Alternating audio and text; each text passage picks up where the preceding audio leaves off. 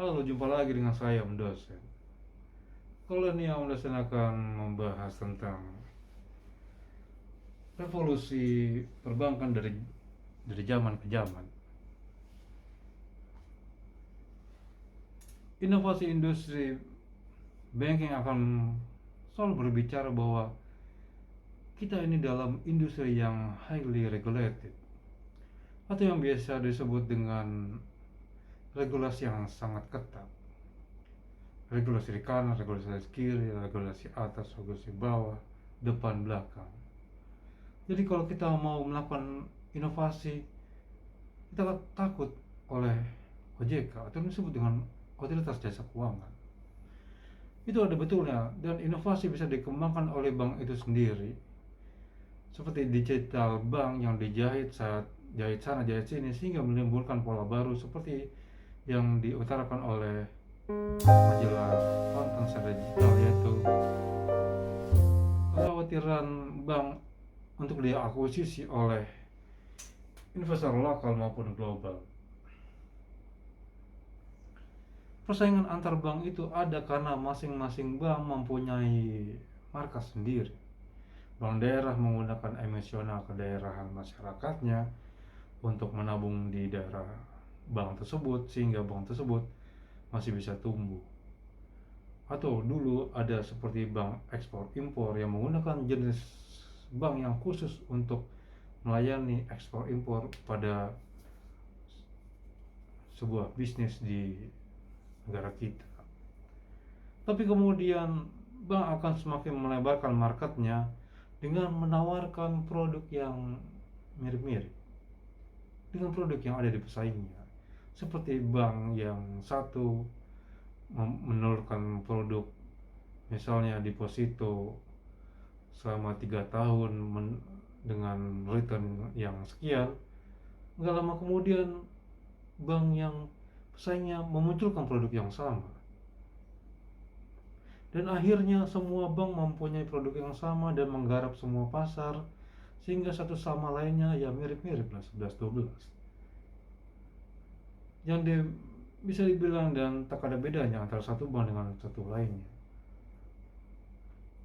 Nah, dengan adanya persaingan yang ketat ini, sehingga margin terhadap produk-produk bank akan semakin kecil, dan dengan produk yang semakin kecil akhirnya bank harus berinovasi dengan menggunakan teknologi. Dan teknologi bukan hanya membantu bank untuk menjadi lebih efisien dalam menjalankan operasionalnya, tapi juga membantu tingkat keamanan dan kecepatan dari pelayanannya. Dan dulu kita membuka akun bank, yaitu pertama dipersilakan masuk, kemudian duduk, kemudian antri, baru dilayani oleh staf bank dan seterusnya. Mungkin bisa memakan waktu hitungan menit, bahkan bisa setengah jam ataupun 1 jam. Tapi sekarang kita membuka akun bank seperti halnya kita membuka makanan ringan seperti ciki ataupun potato. Nah, ini adalah sebuah kompetitif baru dalam persaingan bank, yaitu teknologi. Dan pada akhirnya namun uh, semua bank akan mengadopsi strategi yang sama. Mereka juga menggunakan teknologi, karena teknologi bisa menjanjikan efisiensi, efektif, dan lain-lainnya. Dan kembali lagi seperti persaingan, semuanya akan balik lagi seperti, dan semuanya akan merata dan 11-12 karena semua bank mempunyai teknologi yang sama. Persaingan kemudian akhirnya berubah pada quality dari pelayanan nasabahnya, di mana adanya improvement pada budaya pelayanan, atau pelayanan tersebut diperbaiki dan dibangun untuk memuaskan, untuk menyenangkan pelanggan. Seperti kita lihat iklan-iklan bank memperlihatkan memperlihatkan wajah-wajah cantik mbak yang mewakili bahwa kami siap melayani nasabah dengan baik dan dengan ceria, dan high quality services untuk nasabah. Nah, itulah sekilas persaingan bank dari dulu hingga kini. Namun tiba-tiba sekitar tahun 2000-an datang sebuah persaingan baru yang bukan berbentuk bank, tapi mereka melakukan activity banking yang disebut dengan fintech, financial technology.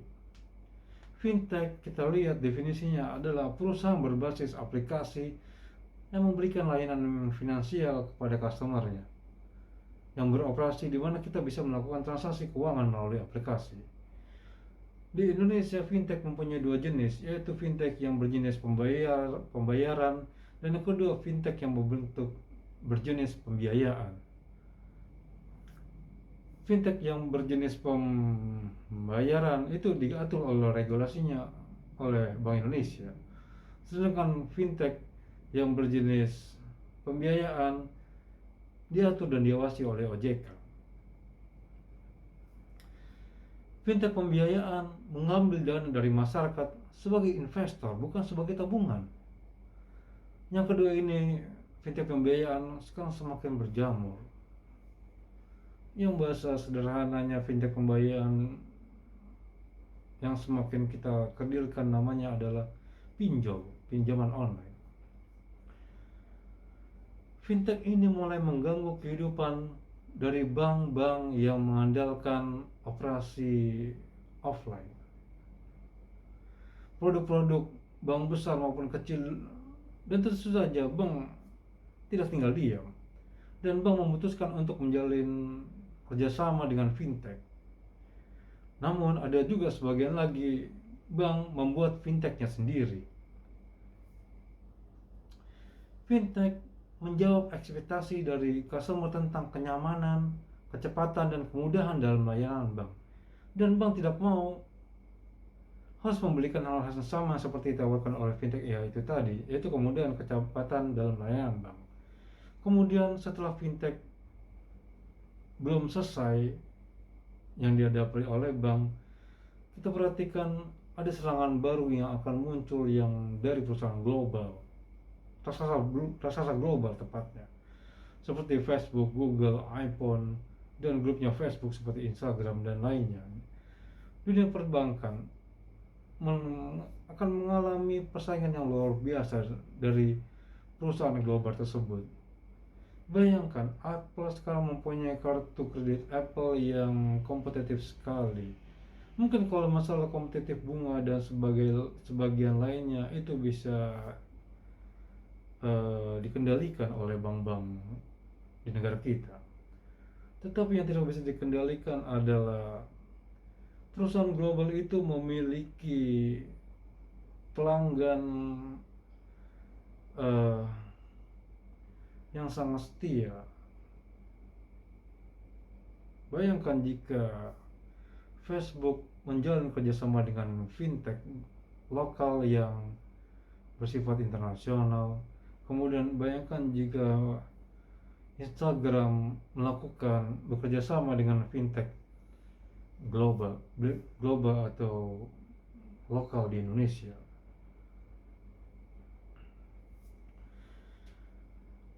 Apakah ini adalah end of game dari bank konvensional?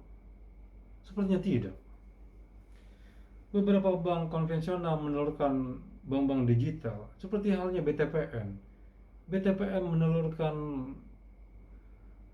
yang kita tahu namanya Genius. Itu bukan mobile banking atau mobile interface dari suatu transaksi dari bank konvensional ke bank digital. Ini adalah murni bank digital, di mana pelayanan dan semua jasa perbankan dari bank BTPN ada dalam genggaman yang kita bisa lihat dalam Genius tersebut. Kemudian Bank Bukopin dengan meluncurkan namanya Woke. Kemudian Digibank dari BS Bank, dan Bank UAB meluncurkan TMRW. Digital bank yang kami sebutkan di atas adalah upaya yang dilakukan oleh bank yang beroperasi di Indonesia untuk menghadapi gempuran dan oleh para fintech dan teknologi besar dan global seperti yang kami sebutkan di depan. Dan bank konvensional akan tergeser dengan sendirinya seperti halnya ATM menggeser fungsi teller. Pertanyaannya, seberapa siap bank menghadapi hal tersebut? Salam dari Om Dosen.